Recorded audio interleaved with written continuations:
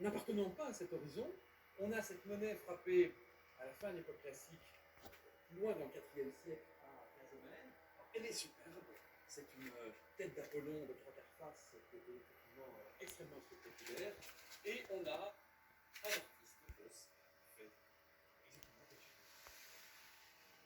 fait exactement quelque chose. C'est Théodotos Eponiei, un nom plus Eponiei, qu'un seul exemple, vous l'avez à l'écran, pour le mariage grec. On a parfois Églupsa, c'est aggravé du côté de la Cilicie et de la Pamphylie, aussi au IVe siècle. Voilà les monnaies signées qui ont le plus retenu l'attention. Et Weimar, il y a le Deutsch,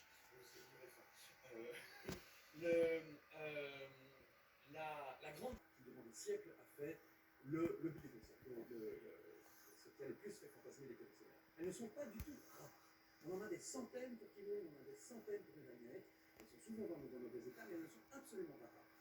Et la différence, c'est, regardez, parce que je viendrai, c'est le beau au-dessus de la chevelure de bagnette, excusez-moi, n'est pas pris dans une résine, les cheveux flottent librement, alors que, je pense, point monétaire gravé pour une grecque, on a seulement quelques dizaines, je ne crois pas que ça arrive, on arrive à 100 coins avec une signature.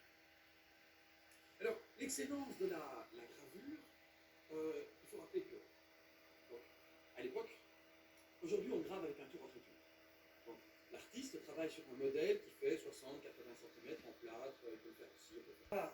13, là vous voyez en dessous Épi Aristonos, et bien ça fait 13 mm, c'est pas bien grand, ça laisse 1 mm par lettre, y compris les espaces entre les lettres.